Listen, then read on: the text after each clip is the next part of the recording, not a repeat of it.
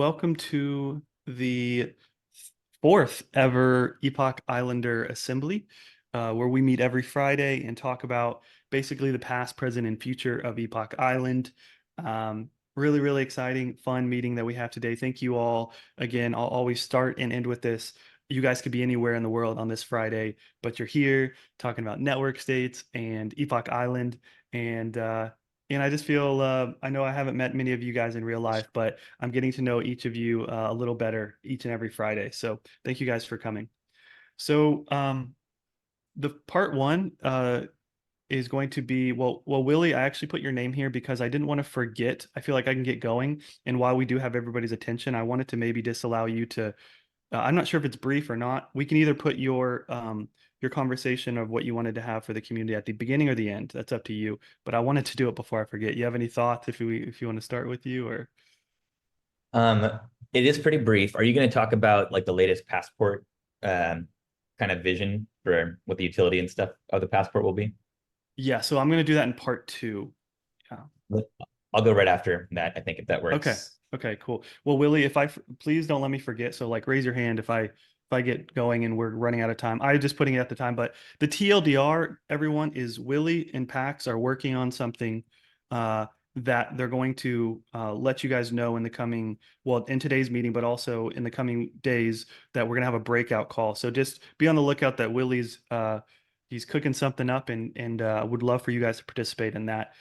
So yeah, just a quick shout out before I forget that. So we're going to do a very, very, very brief recap of last week's assembly, the stats overview, a few reminders, Islander of the week, the new Islander nominations, memes of the week, and tweets of the week. And then we're going to move into, again, the big section here today, where there's only two major things. We're basically an overview of the ITO for the next one, and we'd love to present our mid-game basic. It's not a full proposal yet, but it's at 80% there, and we'd love to get some feedback, some raw, transparent feedback, which I know you guys are good at picking things apart. Um, Part three here, we're going to allow if any of you have any topics or questions that you'd like to push up, this will be the time for you. So start thinking about those now, whether questions come up during the meeting or if you're anything like me, maybe you went to bed last night and you're really, really thinking about some topic. It can be about marketing, growth. It could be about our core beliefs. It can be about anything and everything. This will be the time for you to nominate a topic, a conversation, and if it's big enough, we can actually have a breakout meeting for it as well. So, as always, for those of you that are watching this video in the future and have no idea what Epoch Island is right now, currently Epoch Island is a decentralized collective of builders, investors, and creators across the world. Our future vision is to create the world's first network state by the year 2030. What's interesting is we've been using these two slides in every single presentation, but starting next week, they might just look a little different in terms of like who we are or how we articulate ourselves to the world. So excited to get into that. Um, Disclaimers. It feels weird reading these each and every time, but I'm going to be that little guy at the end of the commercial who talks really fast. So creating a network state's never been done before. So what we're trying to do has a very high chance of failure. There's no single person responsible for building Epoch Island. If you want something done, please take action or recruit somebody who can. Critical feedback is always encouraged and expected. Epoch Island does have a native currency called Epoch, but you and you alone are responsible for your financial choices in life. And this meeting is being recorded. Always love to have faces on cameras. It really makes me feel like I'm not talking to a void, even though I know each of you not on camera, you're still there. And I have to say, it makes me happy to see Patrick's beard every single week and see you stroke it in the background. It like motivates me to grow my wisdom in life to seeing you doing that. So thank you, Patrick. So Willie time, I had you here, but we'll skip that for now. So just kind of like I want to start making it very easy to understand like the big dates that are like coming up or around the corner. Two of these are already kind of in the past now, but this past week on January 25th, we did have a speed run a beta product that we're launching. Maybe some of you on the call participated in that. But we did that on Wednesday. Today is, of course, the assembly. And then next Wednesday is the big date to circle on your calendar, January 31st, the last day of the month. We are launching wave 2 of the ITO. As of now, it's a sub 2 million market cap opportunity, which is pretty exciting. Um, I kept myself from participating in wave 1 because I wanted to give everybody an opportunity, but I'm gonna say I might start putting my elbows out for wave 2 and try to participate in this one as well. So I'm excited for that. Yeah, just to recap, if you're not already on the insider list, you'll get emails that are whenever we have the time to send them. And here's an example of an email that everybody who saw the speed run this past week, you'd basically get this and follow these instructions, and over 5,000, or I guess 5,000 exactly, epoch were earned by that. So as a reminder, we've been uploading these videos to YouTube. So there's now three. They're called Chronicles of Epoch Island. It's basically these raw, unedited videos. So this last week's is now live. Um, by the way, just a transparency note, you might have noticed that our subscriber count grew by basically 2,600 people. So you might be wondering how that happened. Well, basically, Moai Labs many months ago acquired the Block Zero DAO, and one of the assets of Block Zero DAO was the YouTube channel that we had acquired, and has a lot of people that are interested in crypto. So it was basically a rebrand of a pre-existing channel. So we didn't buy those per se, but we acquired the channel. So that's what the group is there. It is a bit of a vanity metric that doesn't really mean anything, but I do think it might add some social proof in the future uh, for people that are watching the channel. Who knows? We might go back to the old one, but we're going to keep using that one for now. Um, this is a quick recap. We're not going to go through so this was last week's agenda. So I'm not going to go through these now, but I mainly wanted to share the screen so that you might briefly remember what we talked about last week. We had some amazing conversations.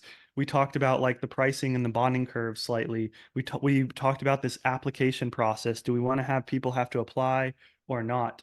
Um, we talked about invitation system. We talked about setting a standard for elders and what do we expect of them, and what are we okay with them representing within Epoch Island. We talked about the treasury and should we add capital to the liquidity from Epoch Island. We talked about just a million things I could go back on, but go watch that video if anything on the screen here stands out to you. It was really fun. It was really upbeat and fast moving meeting last week. This one, I'd rather go a little 1 inch wide and a mile deep, I think is the theme of this week. And last week was kind of a mile wide and 1 inch deep. So as always, the stats up to 35 plus elders that have been nominated, 145 V epoch holders. The market cap is at 1.9 million, and the treasury is at 213 K, which includes the capital raise from the original ITO.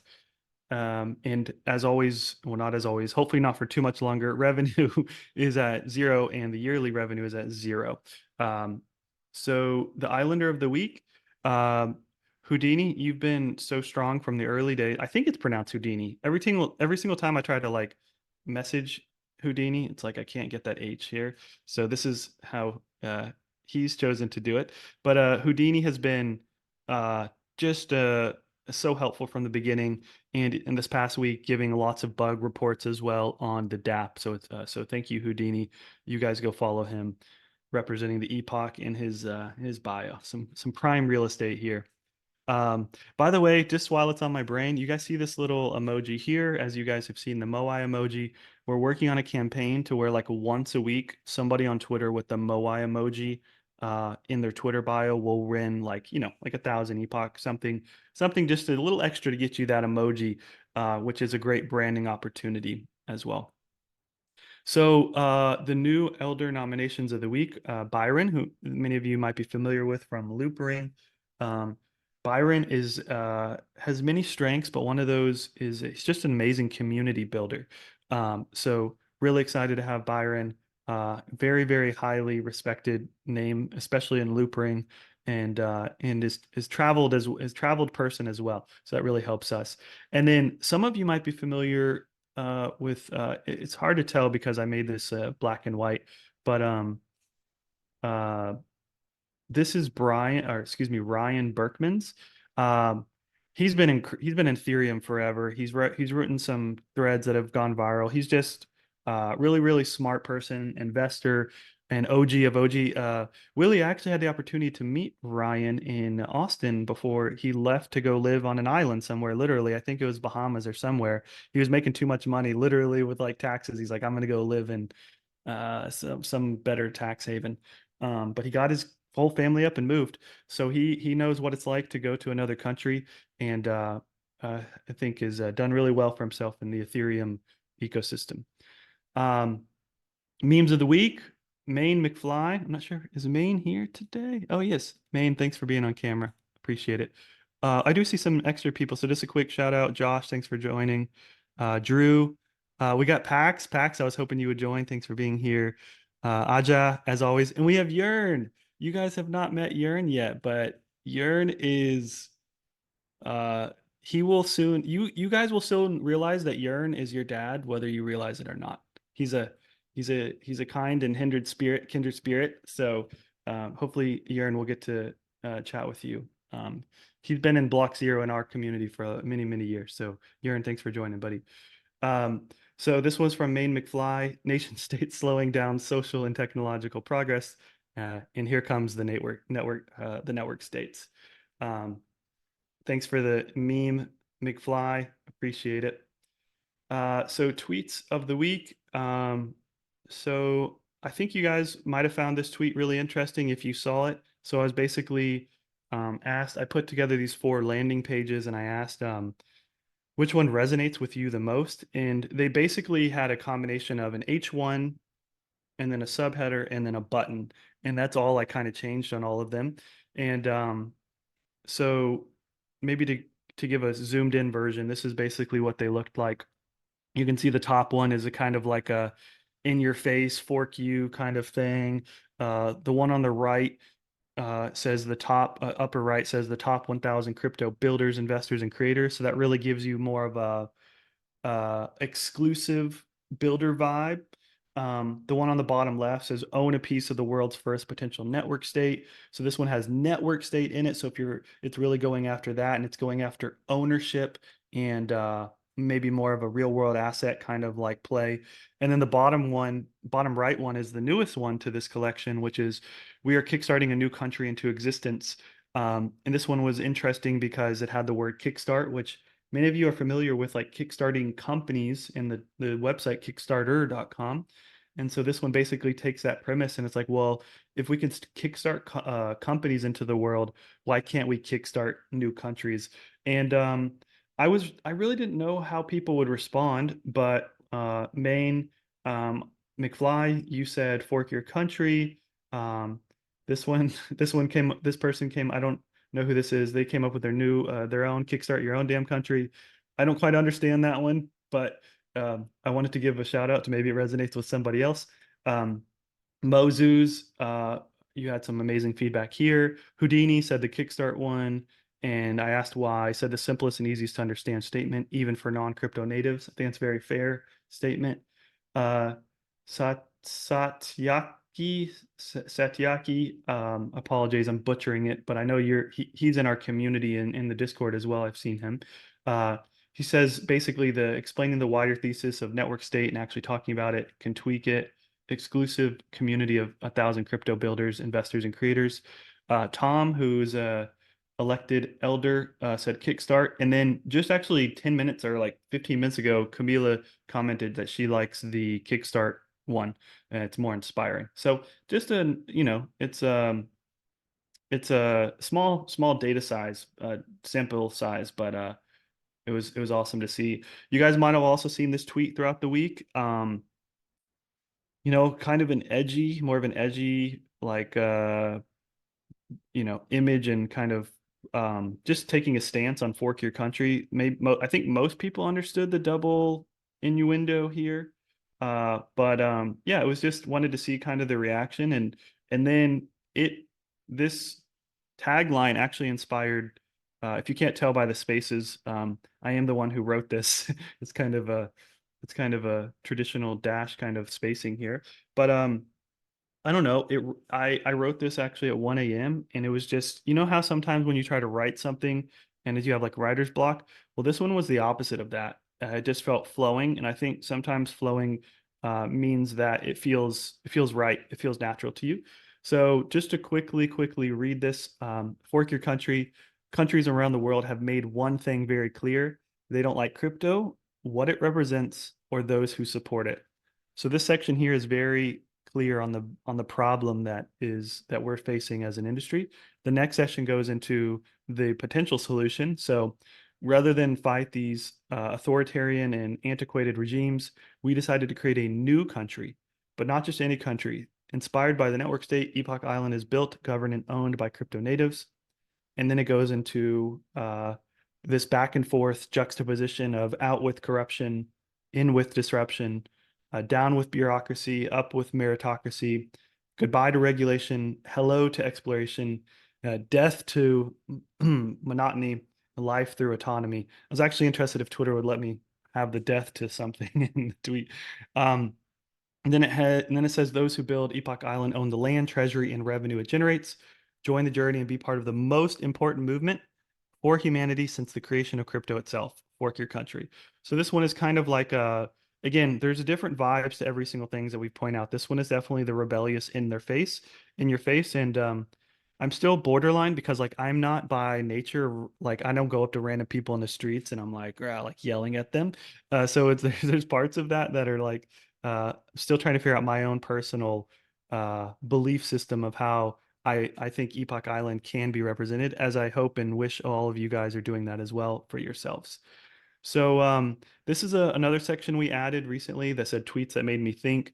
Um, so this was a product that was launched by the UMA this past week called Oval. I'm mainly bringing it up because I thought their positioning was really interesting. They basically said each year lending protocols lose tens of millions of dollars to MEV, and I took this back to Epoch Island to you can. There's a few different ways to get people motivated, and one of those is to show how much missed opportunity there is out there in the world. And I thought Uma did a pretty good job of that. And this teaser tweet got over 1.3 million views. It was really good balance, I think. And they killed it with the emoji claim. They basically claimed the egg here.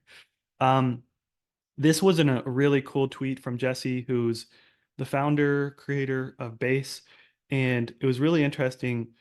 He basically found, so the quoted tweet says, give me $1 billion and 60 employees and I'll run Coinbase into a DAO, quote. So Jesse describes his 1 year journey in 2021 of figuring out how to put Coinbase on chain. After numerous attempts of seeing that it could work and failing, they finally land on the idea of making basically an L2.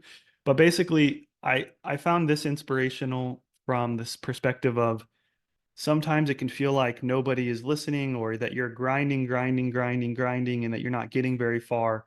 But if you can stay small and scrappy, if you can just make sure you stay afloat, eventually clicks and you can be off to the races. And I think Jesse is a great example here of just that determination and persistence that I hope stays true with Epoch Island as well. So there is a proposal that is live right now based off of last week's conversation. Um, this was brand new, fresh off the press. So basically, it is a proposal to convert our treasury assets into liquidity. And there's many different reasons to do this, but the two primary ones that are proposed would be one, this basically allows the treasury to start participating in fee generation. So every single time somebody trades Epoch, the treasury will be part of that. And then two, this does increase the chances of the success of the ITO wave two. So essentially, whenever you add $12,000 of USDC, 2.8 ETH, so on and so forth, then all 80% of those tokens eventually will be converted to Epoch over the course of a day or two, which adds basically 80% of buy pressure to the token. Now, in many cases, I think that buy pressure for the sake of buy pressure is a losing battle, and it's just I don't know how else to say it, a circle jerk of like making it feel like progress. But in this situation, because we can start generating fees and because we have the wave two right next door that starts right before this, um, uh, I do think it has some merits to at least evaluate this proposal for yourself. Okay, so the next thing that we'll get into is the initial time offering. So this is scheduled to be starting on next Wednesday, which is January 31st. Um, if the market stays the same, people will be able to get Epoch at sub 2 million market cap values. Um, there's only going to be 2 million Epoch available through the DAO itself. Now, what is interesting though is with how the DApp is with the new feature upgrade that we're going to be talking about here in a second called the ITO creator page. Um, Anybody listening on this call and or anybody who goes to the DApp can actually create your own ITO positions. So if you have Epoch or if you have another token that you would basically like to do a miniature crowdfund of yourself, or you're looking to generate some yield, you'll actually be able to go to the DApp and do that. So really, really cool. We're going to talk a little more about this on the next slide, but that's another cool update. And then we are on wave two launching on base. So we are going to have some options on base and there's going to be new durations of time. So last time I think it was all 10 days. This one there will be staggered, so you get to choose a longer or shorter duration depending on your strategy. Just to take a step back and maybe present this kind of like Uma did, like the opportunity here, not just for us, but for the entire industry. So back in 2018, for those of you that were around, that was a pretty crazy time. Uh, Everybody was still trying to raise so much money from the ICO boom and bust, but over $12 billion was raised through ICOs in the first half of 2018 alone. And it basically it disappeared. So I think there's lots of reasons it disappeared. Of course, the industry came down, but it was also ridden with a bunch of scams in issues along the way. So the model was broken, but I think what can't be argued is the idea in product market fit of decentralized crowdfunding is people want to do this. People just don't like the way that it's being done, in my opinion. So if we can position this ITO protocol as a way to reimagine and recapture what the ICO could have been, it's a pretty big and fun opportunity. That's going to take some work and focus, of course, to do that. But we have had a project like we've mentioned to you guys that's reached out that wants to use the ITO protocol. We're actually going to be hoping to add one of their tokens to the Wave 2 ITO as well. But yeah, just a cool perspective on the market here. So I made a tweet, but I just want to share with you guys this new page that you're going to see. You can actually already go to it now, but it's not on the navigation on the DApp. But this is a new page that has never existed on the DApp before. Now this has been technically possible at a smart contract level, but now we created a UI for, at least Ben created this UI for it. So you essentially select how many tokens you want to offer. So if you have some extra BAL tokens, balancer tokens around, and how many tokens you want to receive, WETH, and then you select the dates of what you want to offer those tokens. And then the cool part here for anybody who's not trying to raise capital, but you just want to earn some yield, you can select your own fee. So you can put this at 1%, 8%. I think it goes up to 50%. I'm not entirely sure, maybe 20%. But that's essentially the amount of money you will make if somebody takes your position. So I actually have, we're going to break the fourth wall real quick and then go to this tweet to give you guys a few examples. So let's use an example here. So John, the yield seeker is the name we've given John, creates a position with the following criteria: 10,000 Doge for 3 months. He sets a $12,000 USDC, how much he wants to receive, with a 5% taker fee. So this is John setting up this imaginary position. And so there's two outcomes. There's two general outcomes that can come from this. So at the end of the 3 months, John will either end up with all his original 12,000 USDC, um, which is basically, excuse me, it's all of the deposited $12,000 from somebody who took the position. So that's $2,000 of profit and a 5% fee, which is $600 profit. So basically $2,600 of profit. Or if Doge uh, doesn't outperform, or if the person doesn't want to keep their Doge, all the Doge will be returned back to John, 100%. So no harm, no foul. But John will also still have earned that $600 of the taker fee. So in this case, walks away with basically $2,600 of profit, and this one was $600 of profit. Now, this is assuming somebody took the position. I guess there should be a third option here, to be honest, that says if nobody takes the position, nothing happens, and John just, gets his Doge back. So maybe we can add that to future documentation that there is a third option where nobody takes the option or takes the position.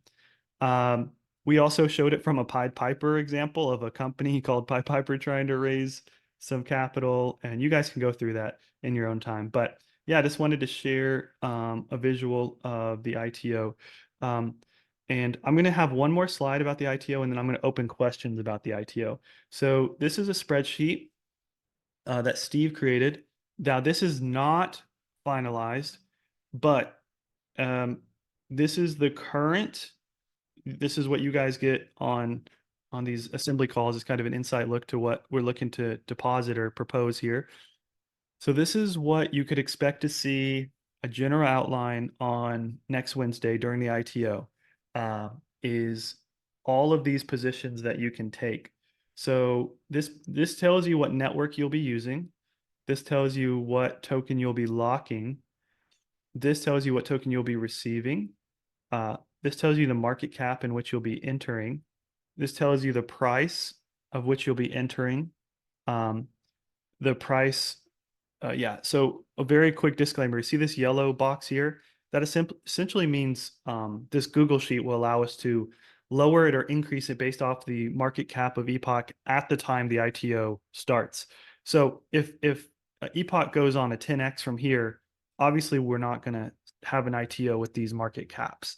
And then conversely, if the market cap goes down, you can expect to see that these might decrease a little as well.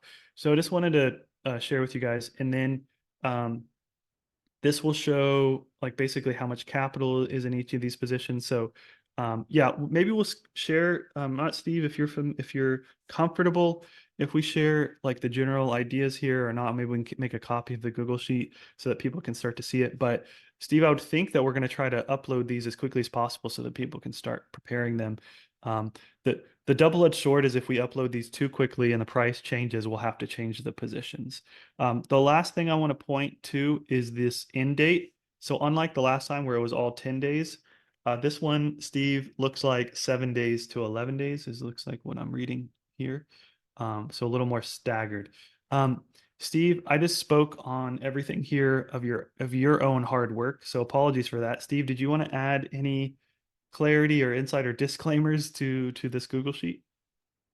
Yeah, I think we'll probably be uploading these 1 to 2 days before, like we did last time, to try to get them ready to go, but also not give it too tight of a duration regarding the market could change and go up or down, like you said. You'll also notice in the capital raise column near the bottom left, we're trying to make all these at least $5,000 value each to make it where anyone who wants to jump in with money, it's worth doing so. But yeah, this is still subject to change. We might tweak a little bit more, but this is pretty close to what it's going to end up being. I would guess we've talked about it enough. Yeah. But no, I think you've pretty much covered everything pretty well. And just The to start date. recap, Oh, the start go date ahead, saying Steve. Sorry. January 16th is incorrect. That was just a Okay. placeholder. Okay. But yeah, that was it. Yeah, and just to recap, one thing that Steve said there is if the more positions that we create, the more fragmented and less capital we can put into each of the positions because there's only 2 million epoch. So it is a really big balancing game between you don't want to create only a few positions and now somebody wants to use another token on another chain. But if you create too many, now it's like, do I really want to spend $10 in gas fees to get $200 position. So we wanted to make sure there was at least some liquidity available for each of these. Also, HYUSDC or USD, you'll see as the first position on here. We're thinking about making that the potentially the lowest price one. We're still debating that. That is an R token from Reserve, and they're interested in promoting this to their HYUSD holders. And this would be a really interesting marketing campaign they could help us with on Twitter. Yeah, I guess maybe it's hard. I don't think that this has been tried to. I don't think that they would care us sharing with this. So yeah, just to let you guys know, we've been kind of speaking around this in a few weeks now. But reserve.org was the project that reached out to see that they might want to raise some capital through the ITO protocol. They had been, and they still are, building some potential solution themselves. But since ours was already live and ready to go, we had a few meetings with them. We basically talked through, hey, if you guys could turn the ITO protocol and make any changes you want, what would you change? And they gave us this really good list of like 5 different things that they would like to see changed, that were tweaks that we were already thinking about maybe making. And so with them, once this is live, not only are we looking to list one of their tokens that they have, there is a chance that they use the protocol to actually deposit, a full capital raise through the ITO protocol. So those conversations are still in the works, and we're excited that there was some outbound demand or inbound demand from people interested. So that was cool to see. So I went through the ITO information pretty quickly. We're about to move to, what I am most excited. I'm excited about all of the things we're talking about today, but we're about to move into basically the mid-game conversations. Before I do that, this ITO is such an important thing. Does anybody this would be the time now for any questions or comments about the ITO or anything that I just kind of blazed through. Let's take a brief pause to do that before we jump into the mid-game conversation. So I'm just going through now to spark memories of like things that we've discussed so far. Any comments or questions, concerns, excitement, jokes that you want to share? No dad jokes awaiting. There's a question in the chat around Oh yeah, how the referral codes work. Okay. The invite code. Yeah, I realized actually I saw this, Steve, in the Discord that there was some confusion around that. So thanks for whoever flagged that. So the invite code, to get an invite code, you need to be to generate an invite code, you need to be given one by a pre-existing person who owns one. So all of the elders, 50 plus people, were given an invite code. I have a strong belief if you actually ask on Discord or Twitter, there's probably some elders. Willie himself can provide an EIC if you're looking to have that. And this will provide you with a bonus, if you will. And then once you get invited, Steve, it's been a while since we talked about this, so make sure I'm speaking correctly. Once you get invited, then you can generate your own invite code with somebody else's. Correct. Yep. Okay, let me take one step back and articulate all of that much better. An EIC code, once you're going through the ITO, it'll ask you, would you like to enter an EIC code? And you don't have one right now because nobody really does except for the elders. So if you want to get basically a bonus through the ITO, go find an elder on Twitter or Discord to give you an IEC, EIC, Epoch Islander code, Epoch invite code. Once they give it to you, you can use it in the ITO for a bonus, and then you can then generate your own EIC, share it with other people, and once they use your code, you will also get a bonus when they participate in the ITO. So there's 2 ways to do this. One, just go find an elder, ask them for an EIC. They have a financial reason to give it to you. Use that code. Second, go generate your own code and start earning capital from referring people to the ITO. So I could have explained that much better. Maybe we need a written. We actually are creating a tweet thread right now that explains all of that. But yeah. So here's Willie shilling his own code, which is a good thing. Willie, I want you to keep doing that as much as you can. Cool. Good question there. Thanks for catching that, Willie, and being my chat viewer, because it's hard to keep up. All right. Anything else before we get into dun dun dun the mid game? Mason, I haven't told you hello yet, but Mason, thanks for joining. Me doing a quick run through of the people that have been able to join. Oh, Byron's here. And I see the imminent Marco is attempting to join. All right. Well, I guess we can get into the mid game. So this is going to be really fun. There's actually even a few things here that Steve and Umar and Ben from OI Labs haven't even seen. So a lot of times uh, get really excited on working on something and just like you put it in there. So that this does come with a strong disclaimer before we jump in. Nothing here is finalized. Everything would always have to go through governance approval. So the main goal of this is to share our personal vision of basically the year of 2024 of what Epoch Island could and should focus on, so that in the next after today's meeting over the next 2 weeks, make a formal proposal of exactly what we think is the best, basically roadmap for the next months and year. So what we did to before we jumped into this, Moai Labs took a step back. I personally took a step back, and I think many of you did as well, and just reflected. So before we started coming up with opinions on solutions on where we should go, what to do, we wanted to make sure we reflected. And so we've been doing that the last many weeks, but especially the last week, really took a step back and asked, why are we building Epoch Island? All of you guys can answer that, for yourself. But Moai Labs took a step back.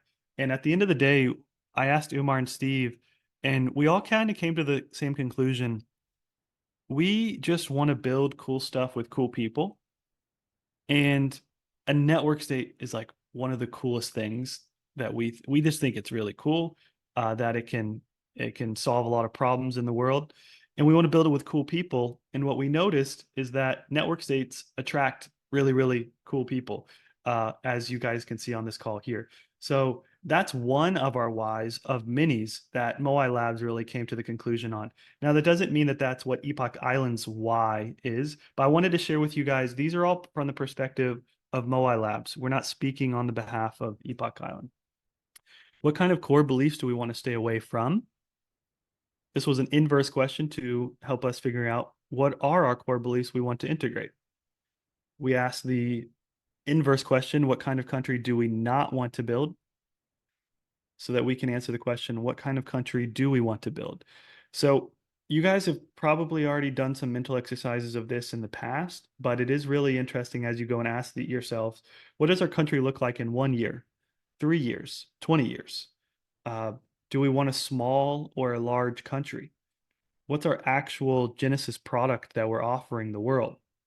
What are our current biggest obstacles to succeeding?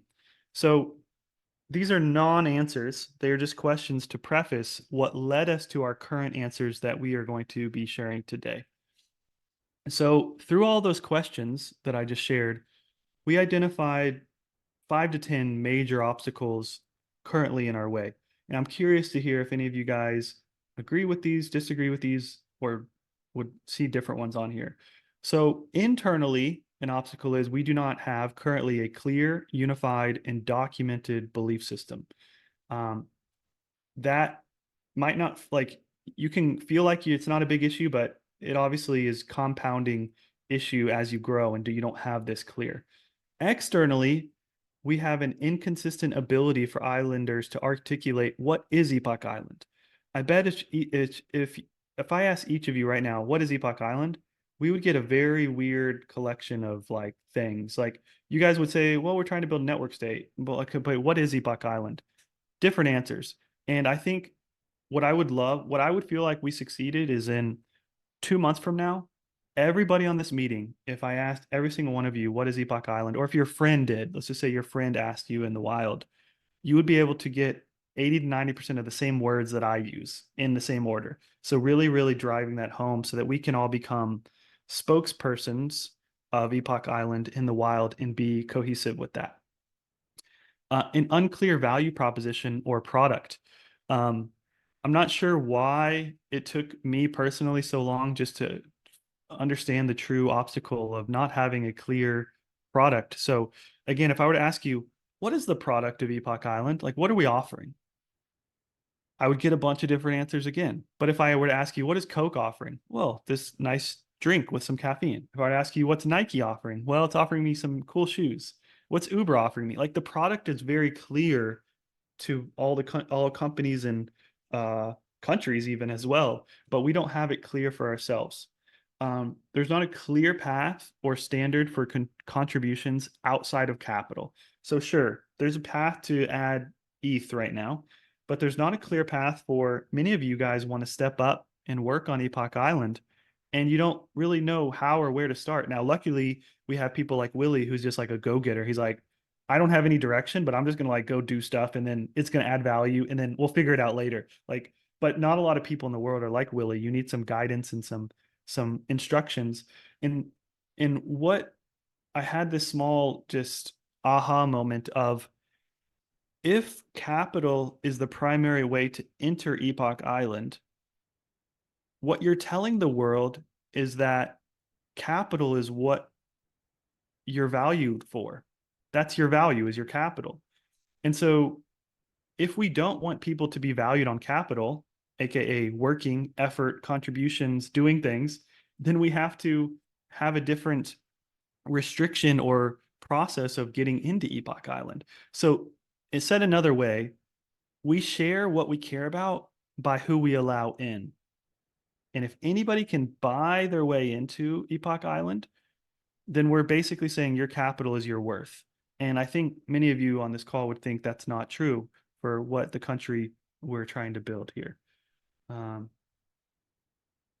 keep going. So another obstacle is low engagement and impact from most of the current elders, not all of them, but most of them are pretty low engagement right now. No clear and repeatable growth strategy. So I know that a lot of people think of growth, that this might be the number, like to many people in Discord right now, they would think growth or marketing is like the number one obstacle. And I do definitely think it is very high. But until we have a product offering, in my opinion, you're just going to be burning money and trying to yell into the world until you have everything else we've talked about identified. So it's not that this is not important. It's just the order of operations of when they become important. But we will need to eventually create a very clear and repeatable growth strategy if we want to expand. Currently too much reliance on Moai Labs, in my opinion. If I were to literally go live on my own island by myself tomorrow and Moai Labs were to, how would Epoch Island move forward? I think we've started to build some roots of people that would keep the torch going, but it's to be determined the capacity that everybody would be able to keep it going. There's no current revenue stream. Said another way, we haven't created any value in the world to allow us to make revenue. So it's one thing to try to generate revenue, but what I love about trying to generate revenue is it makes you go back to first principles. Well, what do people want to buy?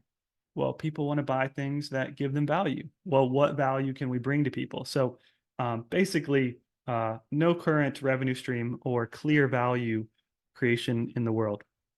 And then low treasury value makes hard to hire and scale. So, I don't think money solves all problems, but it definitely solves some problems in being able to recruit people and pay living wages. And if I could hire every single one on this call twice market rate right now, like that would be amazing. So this might sound, you might have listened to all of that and it might have sounded really negative. When I wrote these and we went through these, I felt empowered that we know what's we need to jump over? What walls do we need to go over? Because if not, this is just a boogeyman of unknowns. And so I would actually like What to take a thing is worth pause. doing that doesn't have obstacles? Oh, for sure. The obstacle is the way, right? Marco, good to see you. I knew I'd hear your voice before too long. So I'd like to take a pause here. And here, did any of these specific obstacles resonate, or you guys would like to add any or remove? Like I'd like to just pause on a second here, because if we don't all agree on what the wall is we're trying to jump over, we're going to be running in different directions. So is anybody willing to jump in and add some context thoughts here?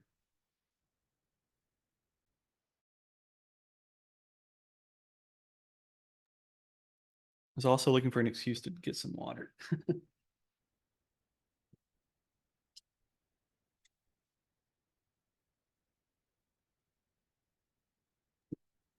right. The interesting thing about defining a new type of state, which is what we're trying to do here, is you have no foundation from which to design it. You have no impetus to form it other than a game. You think about what caused original states to form. It was the guy next door coming over and, stealing your wife and your food. So you collected together to get something that was strong enough to stop people from coming over and taking your wife and your food. What are we trying to stop here? I mean, one can argue, sure, we're trying to preserve freedom, or rather, we're trying to build something that is free, because nothing in the world currently is. Those kinds of things. But that's so, what's the word? Ethereal. If you can't reach out and touch it, right? This is what I see this as like, there's something here that is an impetus to build it. I'm not able to put my finger on it right now without going to some pretty bleak places. Yep. Marco, appreciate that. I'm excited to get some feedback on the tangibility, like making it less ethereal in these next slides that we're coming that we're having here. But appreciate Marco sharing your thoughts. Let's keep going. I think a lot of you guys are in like a solutions-based mindset right now of like, okay, I think we're on the same page with some of these, generally all agreeing with some of these are the issue. Now, how do we overcome them? So before we move forward into the mid-game presentation here, I would ask you guys to flush your minds. And what I mean by that is attempt as much as you can to look at this as if you had not heard about Epoch Island. That's very hard to do. But as much as we can, try not to have any preconceived notions, sunk cost fallacy of who we think we are, and starting into the main mindset of who do we want to be and visualize that. So just a small request there. So I want to fast forward with you guys to Q2 of 2024, and that's what these visuals you're about to see are. Imagine, what is that, April 1st? I think April is Q2, right? So imagine it's April of this year, and what you're about to see is basically a new person comes to the website for the first time on Epoch Island. Now, whether this is the actual H1, H2, H3 we want to use for the website is important, but not to get caught into the weeds. So imagine if you came to the website and it says, we are kickstarting a new country into existence, current max population of 1,000 citizens. Citizens own the treasury, revenue, and land, and pay what you want to reserve a passport. Now, this is just the big billboard on the front, but I think the more I've thought about it, before people care about what you do or how you do it, they care about why you do it. What's your story? What are you trying to do? So I wanted to just briefly read this. I think it will get into next the how, which I think is the next thing people care about. But if we don't have our why super zoned in, I don't think anything else matters. So countries around the world, I've already read this roughly on the tweet, but I'm just going to do it one more time. Countries around the world have made it clear they don't like crypto, what it represents, or those who support it. Rather than fight these authoritarian and antiquated regimes, we decided to create a new country that works for us. Made possible by the top 1,000 builders, investors, and creators in crypto. Those who help Epoch Island own the land. Those who help Epoch Island own the land, treasury, and revenue it generates. Epoch Island is an experimental attempt to create the world's first network state. Join the journey and be part of the world's most important movement since the creation of crypto itself. So this is the why, or not the why, but it's the underlying story of what I think resonates with me. So everything we're going to be presenting is like what Moai Labs clicks with us. And when I really dug deep into, is creating a network state itself like an important enough mission statement? And I don't think alone it is, but a few extra angles to look at that clicked with me. If we can at least show it's possible, think about what gets unlocked in the world. Think about the first person who created Bitcoin, basically the Pandora's box that it opened up of possibilities of just thinking about challenging what is money, what gives value to things. And then Ethereum was born, and then all these other assets were born. And I think even if Epoch Island is simply a mission to show that it is possible, not necessarily, it would be great if it was the number one network state, if it was the first one. But if we can show that this theoretical concept is feasible, I can see in 20 years from now, so many different network states spawning off with their own belief systems that we don't have to agree with, which is great. It's optional. You got your vegan people, you got your CrossFit people, you got your conservatives, you got your Democrats. They go into their own network state. So to me, what gets me excited is if we can be the first one to, as Marco, you said before, uncharted territory. If we can be the ones to blaze that path of uncharted territories and knowing that we might not get through the trees, but if we do, we're going to be able to show people the path that we took, and that we can be basically the genesis of this entire new category, this new vertical, this new concept of network states. So we didn't come up with the idea of network states, but if we can be the first person to do that, I think it's very, very powerful. Now, again, this is very still macro and ethereal. It's abstract. I'm about to go into the weeds with you guys, which I think we've all been wanting to get. What's the meat of Epoch Island? But I wanted to share to me what gets me excited every single day. That's my why. You guys can think of your own whys, but that it fires me up every single day. So why reserve a passport? This gets into the product. I was going to say productization of Epoch Island. This goes into, okay, it's a cool mission, cool vision, whatever. It's a meme. You're creating a new country. But what do I get? That's what most people think about. What's in this for me? Well, to me, these passports, I really do think of them like Amazon Prime or your Costco membership, but a lot cooler, meaning you start to get a collection of different benefits. So we started to list out here. Number one, island ownership. So from day one, once you get a passport, it will have full ownership and control of all of the treasury that we have. So whether you believe that this can go up in value or down in value, that's for you to decide.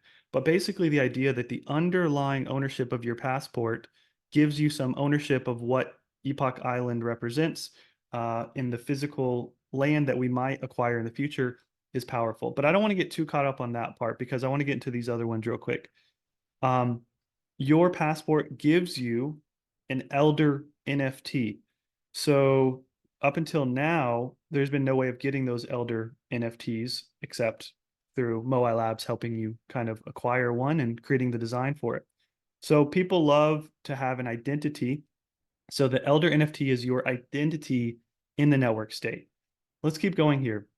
Access to funding. So if you get a passport, you now have access to make proposals to request capital and funding from what we're calling here is the Epoch Islander Growth Fund.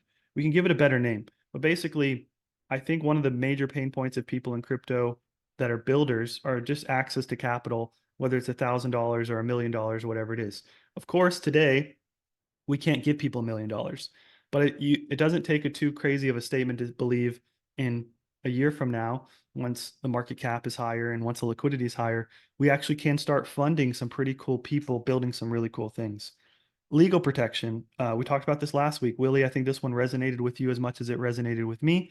Imagine if the moment you got your passport, now you have some form of financial backing in case you ever do get hit with unlawful litigation.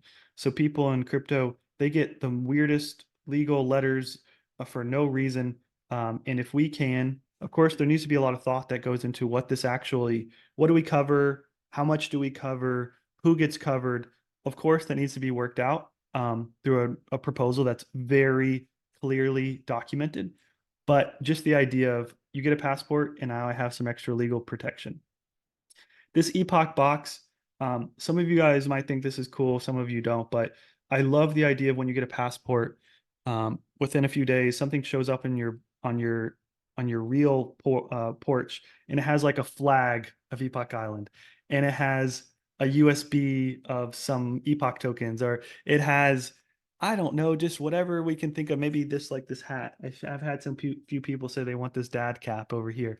Just like think of the coolest items that you would want in a country. Maybe it can come with like a passport holder or something like that. But just like this really cool swag box, if you will. Discounted protocols. So imagine we just created this ITO protocol. What if you have a passport and you use a protocol? You don't have to pay any protocol fees, or at least not as much. So what's really cool is the products that we're building, we can now leverage to build value into the passports. So imagine if we could even require any project that wants to raise capital, they have to have a passport. Like, so if you want to create positions in the ITO, I'm just brainstorming here. There's a million pros and cons to these, but this is an example. If we build products, we can use the passports as a gateway to use our protocols or to get discounts on them. Yield potential. So I'll have to go into this later, but there are several different fees that get generated through Epoch Island. And we could, of course, make those go to the passport holders if we'd like to vote on that. And then last but not least, I think it can't be undervalued what access to the Discord can give you. If you're a person looking to connect with like-minded individuals, you're trying to recruit your next co-founder, you're trying to find an auditor. If we actually take a moment, take a step back, imagine we actually had 1,000 qualified, vetted people in crypto. This is going to become a very, very valuable group.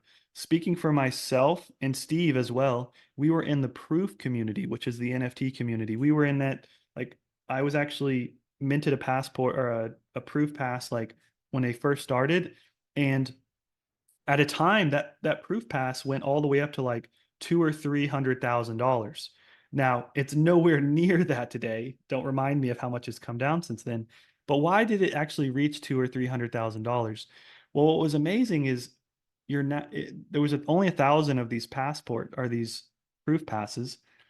And what's amazing about these proof passes is, well, you know that everybody in this group now has at least $200,000 or $300,000 of an asset that's digital. Like I'm not saying that high net worth individuals means quality by any means, but there was some level of filtering of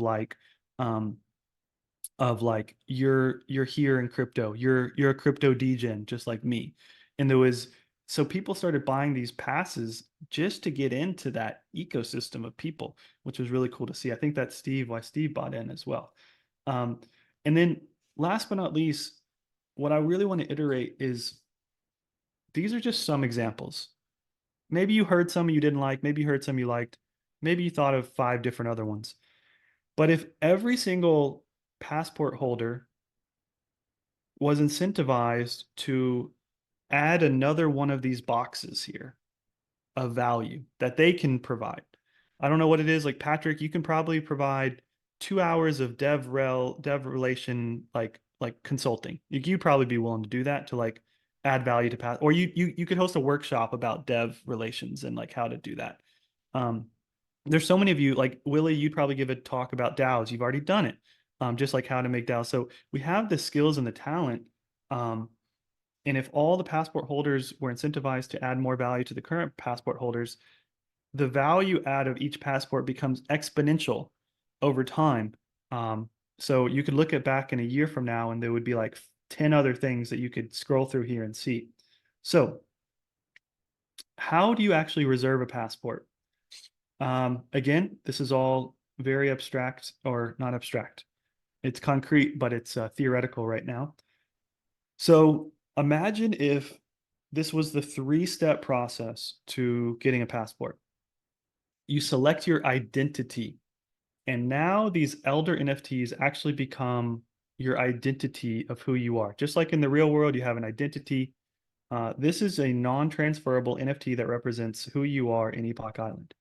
From there, once you've selected your island Epoch identity, you sign the Epoch Covenant. So this is a 10, 25 question, we don't know yet, form that you have to fill out. And there's different ways to maybe increase your chances of, excuse me, this is an incorrect text here. Ignore that. You have to sign a covenant that has like 10 different belief systems. And then you submit the passport request form to the Epoch elders that currently exist. So it's a 1, 2, 3 system. Select your identity, sign the covenant, and submit your passport. And then to tie it all together, if you're on the fence or you don't want to jump through all those hoops, you can get a visa. This is a temporary, we can say 1 week, 4 weeks, 8 weeks. If you just want to be a passerby, or you want to get your feet wet, you want to see what we're about, this could be a way to just click this, and now maybe you can view Discord. Maybe there's one channel on Discord. Maybe you can join these assembly calls, whatever it is. So this was all a landing page. Now let's go to actually what it would look like from the user experience. So you'd land on here and it says, how would you like to enter? A visa or a passport? Your visa, there's a cost, 0.03. Willie, I think this is where the really fun bonding curves can get into play, and we can still use all those cool pricing mechanisms for this. Duration, we as governance can choose if we want it to be 1 day, 1 week, 1 month, whatever. Application is not needed for this. You're not a citizen and you don't have ownership, but you don't have to apply. That's why you don't have to go through those hoops. And the benefits are whatever we want: access to the Discord, assembly, a tradable Visa NFT. Maybe you can trade these on the open market, whatever you want to do. The passport is one of the recent thoughts that we've had, that it's going to sound kind of weird at first, but we'll get into it. It is a pay what you want passport. So some people could say, some people's time is valuable to them in different ways. So somebody could say, I want to provide 10 ETH. Somebody could say, I don't have any money. I want to provide 0 ETH, but here's all of the commitments and value I'm going to add in different ways. So this will probably require a breakout meeting, but what's interesting about this is up until now, we've been trying to figure out how much are passports worth? What's the cost of passports? Well, there's value outside of just money. And if we set a bonding curve or do something else, they might be overvalued, they might be undervalued. We don't really know. Somebody could come in with like super, like me when I was 19, I didn't have a lot of money, but I could have came in and made a huge impact on Epoch Island with just like grinding and doing things. And so giving at least an entry point for people to get in that are just like contributors, I think is a valuable path that we can explore. The duration would be up to the individual. So again, you could say, I want to have a passport reserved for me for 4 weeks or 4 years. This could be up to the individual. The application process is a 3+ day process. The benefits is everything in the visa, and you get a 1-of-1 elder NFT. You get ownership of the yield pool, which we can talk about later. The legal defense fund, you get access. You get access to the growth fund. You get reduced protocol fees. You get onboarding, an Epoch box sent directly to your door. And then you click this and you can see like a list of other things that other islanders are offering passport holders. So here's what it would look like. 1, 2, 3, say I choose a passport. You you would okay, these are all taken. So if you see your elder up here, I think Willie, I see yours. It's still reserved for you right now. But basically you could come and select the elder that really identifies with you. Um, the reason that we thought about making this step number one is I think, like, I don't want to speak for you elders on the call right now, but having that first NFT, you're like, oh, this is cool. Like, this is, it was like, I don't know how to explain it. It's like NFT communities. You feel a different level of like connection once you found your perfect, Moonbird doodle crypto punk. It's like it's just you. It's a visual identity. And so started with this to kind of people start shopping, and then they get really um, committed to their favorite one. There's like, oh, this one looks amazing. So then you select it. Once you select it, then you would sign the Epoch Island covenant, which basically is an outline of our core beliefs. And it basically says by signing this, it indicates your commitment to abide and uphold the tenets of Epoch Island. So this is an on-chain agreement with the person who is coming on board.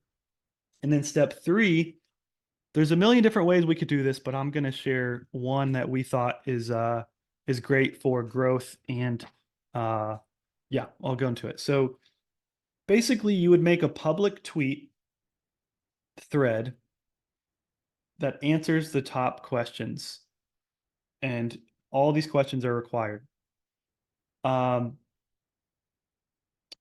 These we can come up with collectively, but basically some of the questions could be, what value are you committing to bring Epoch Island? How much ETH are you willing to deposit into the yield pool or the liquidity pool?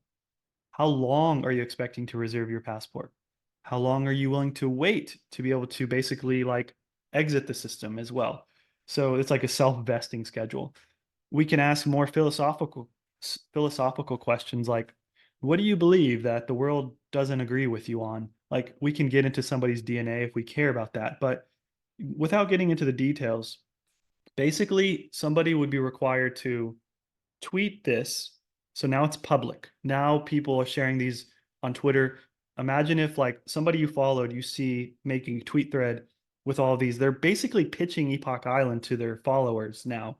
A question could be, why do you want to join Epoch Island? Like, that's the first question. That could be pretty big. Then they take this and they submit the Twitter link here, and it says submit request. And then from here, it's basically notified of all the current existing passport holders of this new application. And then, however, what's going to have to happen is a current pre-existing passport holder needs to basically take that and submit it on your behalf on chain. So what this means is only pre-existing passport holders can submit your application. Only one needs to be, you need to have one, basically a co-signer, if you will. And then from there, maybe it's a 51%, maybe it's a 2/3, but it basically requires a majority vote. And then we'll have a list on a website to like increase your chances of getting approved. Come into the Discord, introduce yourself, make a video, whatever we want to do to increase your chances. And then what's cool about this system is, in theory, we can have our invite system, referral system through here. So if you are an elder, a pre-existing passport holder, and you are the one who takes the time to review it and then submit it on their behalf, you can get some percentage of any ETH that was deposited. So that might be 5%, 10%, 20%, whatever the governance decides. So what's really cool about this is if we only get 10 passport holders, we now all become 10 recruiters to bring people into Epoch Island. So if you guys are familiar with venture capital, they have these things called scouts, which is like, you're a scout for us. Like, if you come across a good deal, send it to us and you'll get like a kickback or something, equity. I don't know what the deal is they do. But if we only get to 25, you're very much incentivized to go find your friends and people and get them to go submit an application through here, because if they do buy one or provide ETH, you might get a kick of that. So this is a repeatable, consistent growth strategy. with a filter system. So unlike just like shilling your link all over, Twitter, we've seen just like ref links. This is not really like that. This is more a one-to-one recruiting system. So once you get the passport, I promise I'm almost done. I'll take a break here and we'll open up some conversations. There would be some dashboard where you can basically manage your passport, see like the void value, which is like if you burned your passport, how much it's worth. Yeah, just a dashboard here. You could see proposals of incoming things that you can vote on. So people get nominated. You would be able to see that here and review it within the DApp. You could create your own proposals through the DApp. So enter the title and enter the description here. So it's really governance based, making it easy. There's also still the marketplace. So still the swapping and adding liquidity, minting VPOC and claiming rewards. Yeah. So actually a lot of this has already been doing a lot of work on this. But basically just think of like a home for only passport holders can get into this. So I'm going to recap and then we'll open it up. I forgot I did this little recap. So in a recap, Moai Labs is basically discussing the idea of offering 2 paths to join, passports and visas. The passports give you basically underlying ownership and eventual citizenship if we become a network state. Visas give you temporary access to parts of Epoch Island. Passport holders must go through an application process for acceptance. This increases the standards and average value of a citizen. It puts phases on effort, not only capital. I think it says puts value or puts emphasis on effort, not only capital. All passport holders must sign the Epoch Island Covenant. This sets a baseline standards for cohesion and expectations. Proposes initial product offering. This would be basically our initial product. The passports, basically the product would give you ownership, NFTs, access to funding, access to the legal defense, the Epoch box, discounted protocols, yield potential, and Discord access. So that's all in theory. What would actually be the roadmap to bring that to life? I call this the optimistic roadmap because everything can change. Disclaimer. But basically, we would need to make 2 proposals at least. Moai Labs would make a proposal to build the passports and the visas and all of that. And we would make a proposal to have the legal defense fund set in place. The development would be to develop the passport and visa smart contracts and then to develop the passport and visa dashboard. We would need to design hundreds of these custom one-on-one elders in the website landing page. And we would also need to have many discussions that include establish our core beliefs and covenant.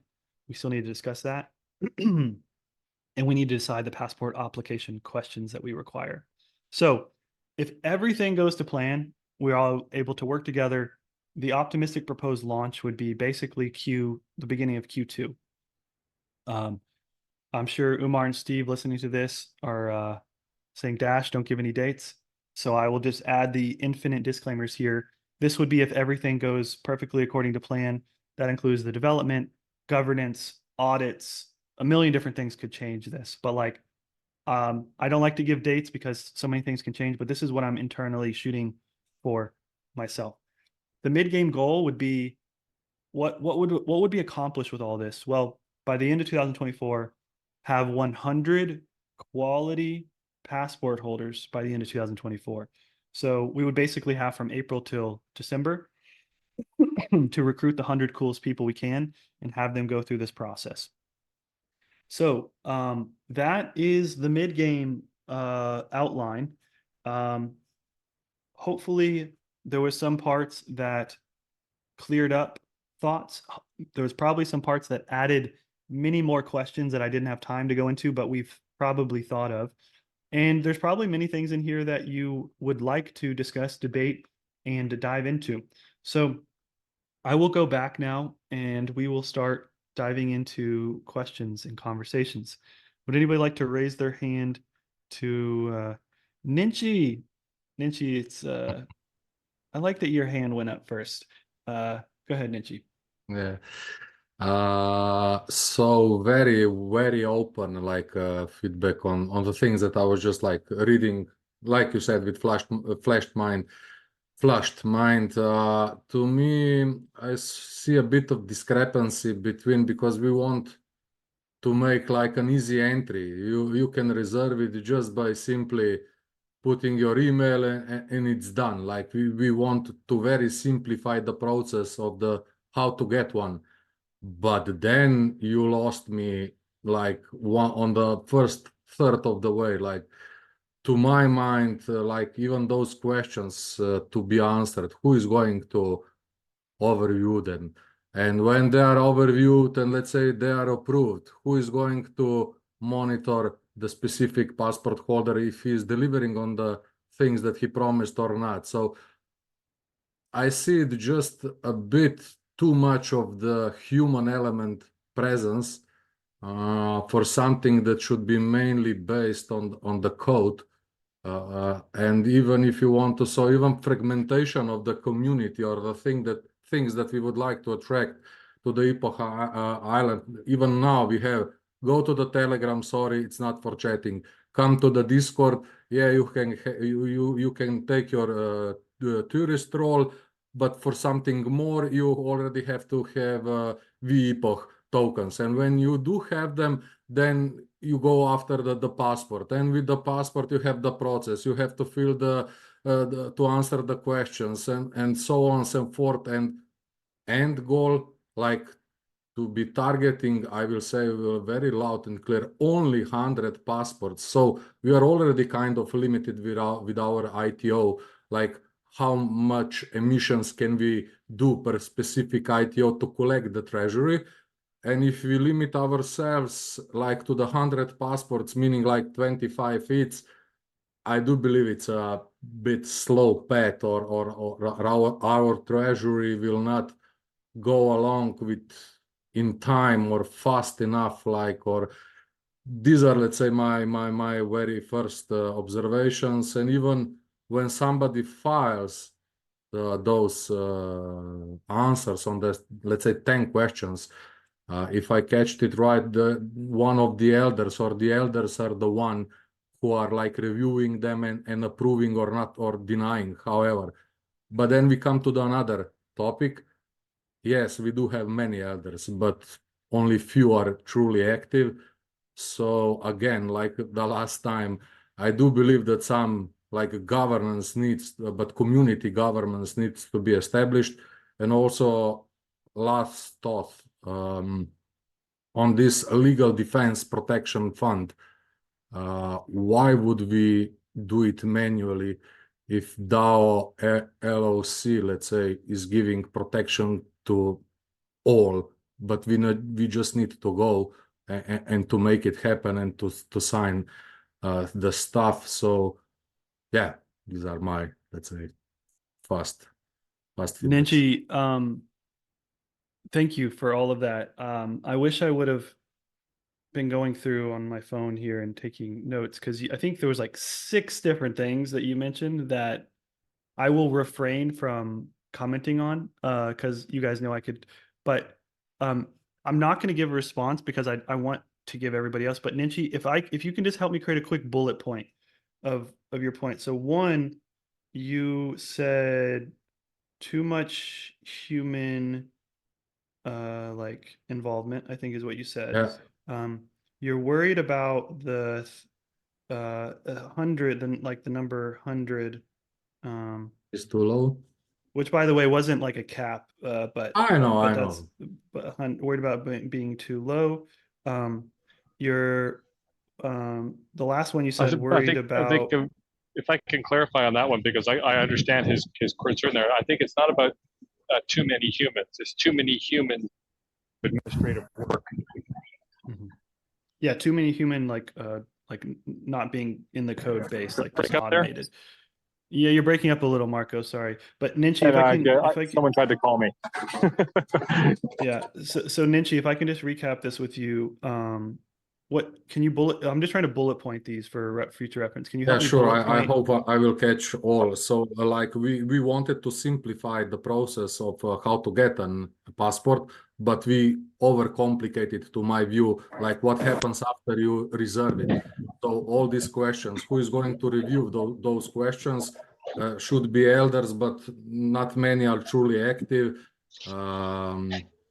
These were, let's say, mainly on the passport and this 100 stuff. So treasury building, like we have ITOs and we have passports. Like we have two weapons in our hand.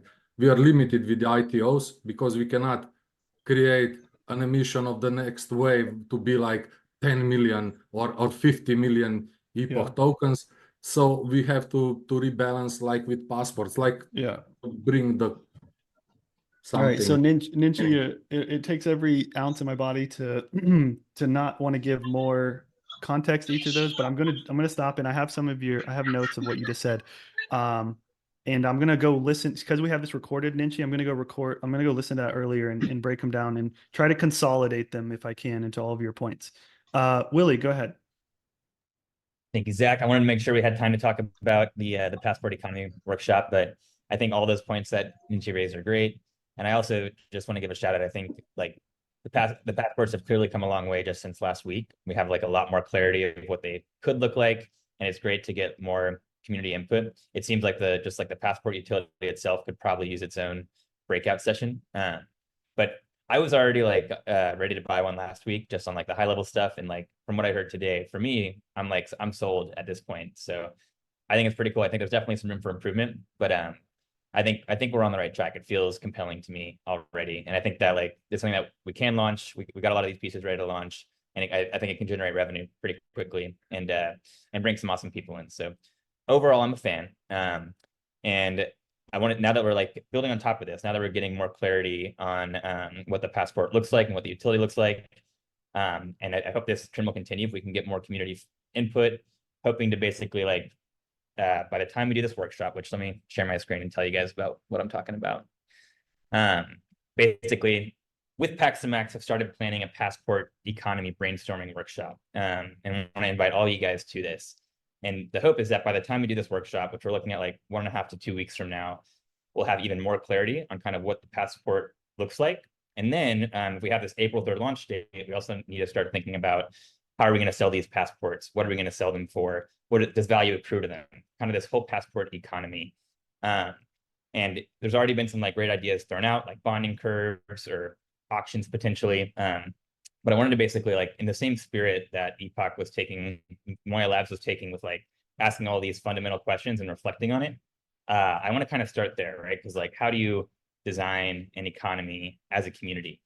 And so kind of the game plan for this, and I want everyone's feedback on this game plan, is to start with just a community workshop to align on the fundamentals of what the ideal economy would look like before we start brainstorming different solutions.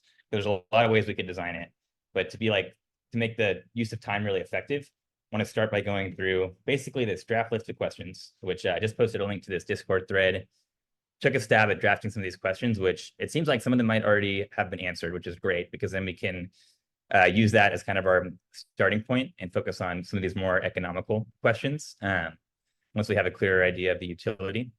And basically, I want to go through these questions with the community and give anyone the opportunity to like put an answer in for, do they think that we should cap it at 1,000? Do they think there should be some curve?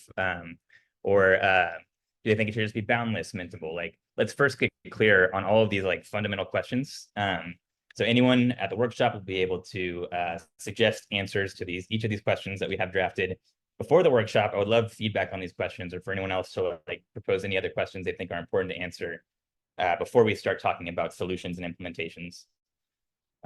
So basically, we'll start with that workshop just to get an idea. The result of the workshop will be answers to all these questions ranked by us, by the Islanders. So for each answer, we'll be able to kind of mark like if we strongly agree or strongly disagree. And that will give us a ranked list of answers to each of these questions. And then after the workshop, the plan is to invite any Islander who's interested to take a stab at designing a solution and implementation that they think fulfills those fundamental answers that we've all aligned on, and then present it at an assembly a couple weeks later So we could have like maybe 2 or 3 or potentially more presentations from Islanders or from teams of Islanders on what they think the passport economy should look like or could look like, including like how the high level implementation. And then ultimately the community will both be able to give feedback on those after the presentation, but eventually like finally vote on each of these implementations and pick out their favorite. That's the idea. Again, super open for feedback on how we're going to go about this process. But I think that's a good way to like get participation from everybody, make sure that we're aligned on the fundamentals, and then open it up to like any Islanders, because I know we got some Galaxy brains in here who can actually design a solution and then bring it back to the community to get feedback on which one we think is the best. So if you like the plan, drop that thread in the Discord. Would love everyone to go vote on which time works best for them if they're interested in participating. And then in the meantime, before the workshop, would love feedback on the high-level plan. We still have time to change it, as well as the questions that we want to answer during that workshop. And then, yeah, come to the workshop. You don't need to have any token engineering skills required. Everyone's invited to come give, both suggest answers during the workshop and then answer their sentiment on each of the answers. So any thoughts on this high-level plan that anyone wants to talk for questions, anyone wants to bring up right now? I know we got 1 minute left. I want to be there. Oh, it's going to be lit. Definitely recommend everyone coming if you can. It's their opportunity to like design an economy for the passports for the first network state, which is pretty freaking awesome. It's designed it as a community. So I love this type of stuff. The first slide that we saw, or at least the first slide I saw, I'm sorry, it's probably like the 10th slide you guys saw because I was late getting here, that Zach was doing, was the slide that was talking about why are we doing this? It's really hard to build an economy around something when you don't even know why you're doing it. That's the real trick. We really got to figure out why we're doing this. It definitely isn't to govern sovereign land, which is what most nations do. I agree with that. And that was the thing I reached out to Zach about yesterday, is basically to see, when do we think we'll have like a more clear idea of what this passport could look like? And to your point, I think also if we can make progress in the meantime before this workshop on just those fundamental values and belief systems as a community, that's going to really help inform some of the answers to these questions that we'll ask during the workshop. So open to like maybe moving it back if we think we need more than 1.5 to 2 weeks to get like a sufficient level of consensus around what the heck is Epoch Island and what are these passports. But wanted to also kind of like get the ball rolling, so that, yeah, by the time we do have a clear idea on it, we can dive right into like starting to discuss what do we think this economy should look like. But totally, if we think like, I'm very much open to feedback on if this is too soon, and we should just push it back so that we can hopefully have like more of a clear idea before we start diving into the economy. I think Moses has his hand up. Go ahead, Moses. Hey guys, gals. I agree with Marco about, why are we doing this? Excuse me. One thing I keep coming back to, and I think maybe both in traditional terms and then also now in this in these new network state terms, the commonality is foundationally, in many respects, is providing safety and security. And that doesn't necessarily, for the network state, require a physical land. So, and this goes back to partly, the legal defense fund, but then also communally, socially, a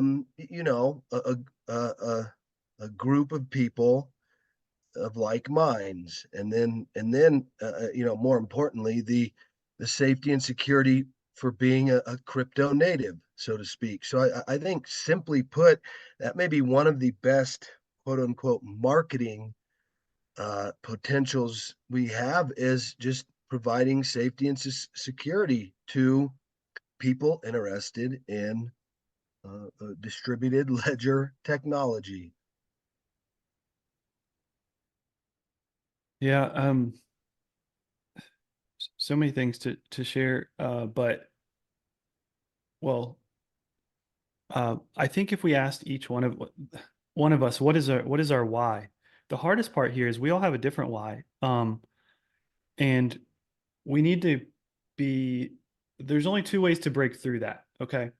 One person has to share propose basically what they believe this is like what I think we should all agree upon. And then people can like opt in or opt out of that. Um, or or we collectively share our own individual whys, but the messaging might be a little more ambiguous and kind of all over the place. And that's the hard part of trying to get a group of people uh, to agree on that. Because like I feel, and maybe it wasn't heard or maybe it wasn't resonated with, but I felt like on today's call, I shared my why. Like I shared my why very clearly on why I wake up every single day wanting to work on Epoch Island. And maybe I know people are jumping in and out of the meeting, so maybe it didn't click or resonate, or that people have different whys, which is okay. So to me, I think it's all answering that for yourselves and sharing what's your why. And so, like Moses, you just said there, safety and security. That's obviously top of mind for you. Um, and that could be a different answer for everybody. But Willie, trying to get back to your specific, because I think the conversations are related, but they're very different with the whys and then what you presented. Um, the breakout meeting, I just want to give you a heads up, Willie. Like I want to be there, and I'm gonna be there.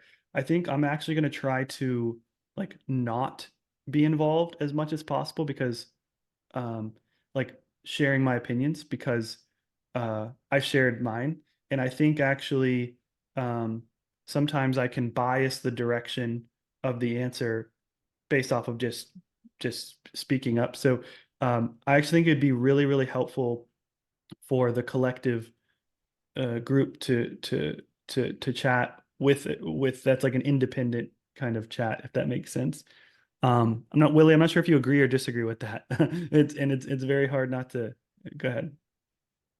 I'm very familiar with your position because I feel it a lot over at Shapeshift because I work at the foundation and I've got lots of ideas for like what I think Shapeshift could and should look like, but also recognize that just because of my position, I might cause people to be biased or be like too influential, and so definitely like strive to give community the opportunity to speak up first. But sometimes it's like if you have an idea because you put a lot of thought into this, obviously. If no one else is like mentioning an idea that you think is great for the community, I think you should absolutely share it. So I, for one, would love to have you participate in the workshop. And maybe the way the workshop's going to work is that there's going to be time for like anyone to put up an answer. So what I would say is like, give the community the opportunity to propose those ideas first. But if you have an answer to one of these questions that you think is like very important for the community to consider, and no one else has said it, like please put that on the table. Or maybe just be very intentional about speaking last, I think would be maybe the goal there. So I'm glad you empathize with kind of my position on the struggle of doing that. And then last but not least, I just want to reiterate with today's kind of like outline. Maybe it resonated with some of you. Sometimes some people like McFly, wait, was that? No, that was Ninchi, that it like created more questions than it answered. I being in DAOs a long time, Willie, like you have sometimes the best way forward is to throw it on the wall. The best way you can get critical feedback is throwing out the wrong answer. And then people come out of the woodworks to tell you their thoughts. So I just want to reiterate the goal today was not to shove something down everybody's throat, even though I'm still think it's a really good path forward. It's to get people speaking up and tearing it apart. So that we can have really clear, because some of these calls I've noticed, like the brainstorming sessions, I can see having a brainstorming session and maybe everybody will come to that meeting and like, oh yeah, this is the way forward. Like that's the ideal. You're probably going to get like 7 different people like brainstorming different things. And it becomes kind of this like Frankenstein, like what we like, there's still not a clear, you could have the best brainstorming session ever and there's still not a clear path forward. So I think that's a good yin yang that I'm trying to provide. Like community abstract and I don't know if Jörn is still here. Jörn was amazing at he holds group psychology classes, and he's great at like facilitating a conversation.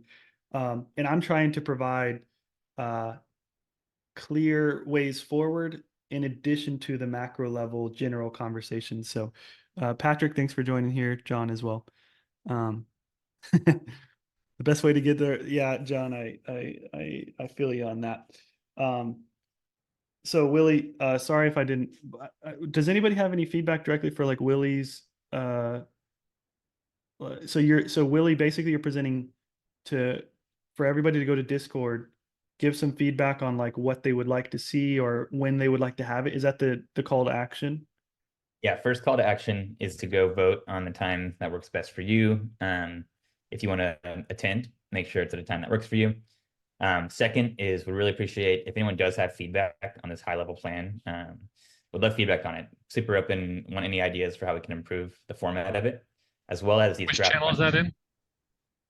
It's in the Islander channel. There's a thread for passport economy, and there's a link right to it. So there's a list of questions we have drafted. I'm actually going to go spend some time updating those today, just based on some of the progress that's already been made. Like, I don't want to necessarily repeat questions that by the time we get to the workshop, we already have some community consensus around. I want to take that and actually start with Zach giving a presentation on here's like the latest draft vision for what the passports we think should look like. And then start talking about, basically these questions and going through the questions that we align on before the workshop and agree these are the most important questions for us to answer before we dive into designing solutions. Then just attend the workshop. And then we'll save the solution stuff for afterwards. But I basically noticed, even myself, I like started thinking about all these different ways we could design the economy based on all the cool Legos at our disposal, like these bonding curves. And last night at ATX DAO's Hacker Sesh, we just finished the dynamic auction algorithm, which is another potential thing to consider that that Epoch could use. So there's all these cool ideas, but like before we start thinking about that and like designing solutions, and then trying to find the problem, like let's start with what problems are we trying to solve? What do we think this should look like?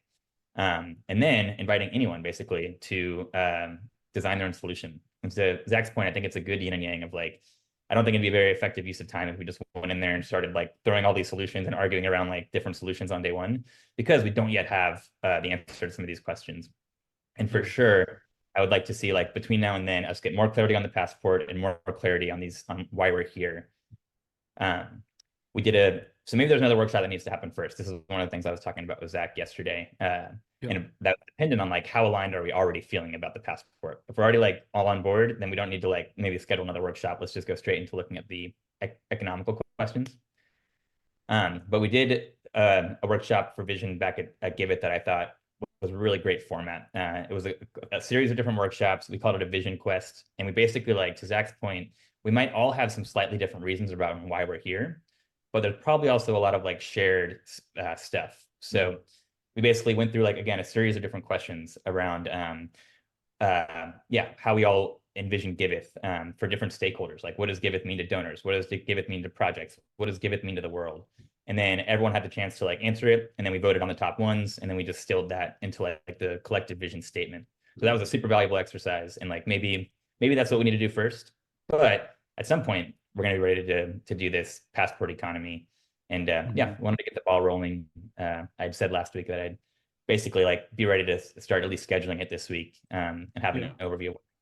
So awesome. Willie, appreciate all of your work and effort here. I'm really, really excited to join and participate in that. There's a million different ways we could go this, but Willie, if I could, I'm not sure if you have to jump. If you do, that's fine. But I'd love to just hear, like, if there was only one question I could get feedback from you directly today, is like, what do you think in general to this concept of like, you set the price of your passport rather than like, a bonding curve or anything. So it's a very polarizing opinion, like a topic. I haven't seen anybody else in crypto do that before, but it started with the why. What are we trying to create? And to me, one of my biggest philosophies, core principles, is meritocracy, the ability to earn your way in, with or without capital. Like, that's a fundamental. And so whenever we started thinking about bonding curves and all these other things, it can be sometimes at a crossroads with capital and contributions. So I don't want to go in solution in search of a problem, but we're thinking about the pay what you want for a passport to try to resolve that problem. Like that's how it came to be. We didn't start with that, as you've seen. What are your initial just like gut reactions to hearing that? I like it. It definitely seems innovative. Although we've seen like Radiohead do it with like pay what you want for the album. So there's some precedent for it. And I think oftentimes like what you might end up seeing is that you could even generate more revenue if you let people just like set their own price than if you try to set the price. To your point too, not every person who's buying a passport is going to be bringing the same value to the table necessarily. And a big part of this is making sure that the network of people there's value in and of that itself. So I like the idea of people being able to set their own price because it's up to the elders to approve them, right? So if the more value you bring, then the more likely your passport is to get approved at a lower price, which I think makes sense. So I like that. But to your point, that's one question that we have planned for the workshop basically is what price should these be? And so we could have a set price as one of the answers. We could have a price that's tied to like the performance of Epoch basically as one of the answers. Like there's different answers and that could be one of the answers. And perhaps like, the community aligns with multiple of them, but I think it's a great way to go around it because you can present that as one of the ideas and then we can get everyone's sentiment very quickly and effectively without everyone like raising their hand and speaking on it, just on like, how much do you align with this answer? And yeah, I think what very well might happen too is we might have multiple answers that people think like, yeah, I strongly agree. This could be a great way to go. And then we'll have the opportunity for people to design the final implementation and present that. And yeah, I would love to see a implementation presented to the community that has that. But I would also love to see an implementation presented to the community that has another answer to that question too, potentially, right? Or if we all agree, like everyone agrees that they're strongly aligned with that as the top answer, then maybe every presented solution will have that in common, but they'll have a different, that's only one of the questions, right? Here's what we're selling it for, but what are we going to do with the proceeds, right? And how will value accrue to them, right? Will they be burnable? Like all these other questions that we'll first answer, and then people can present their solution that hopefully fulfills the community's agreed upon fundamental answers.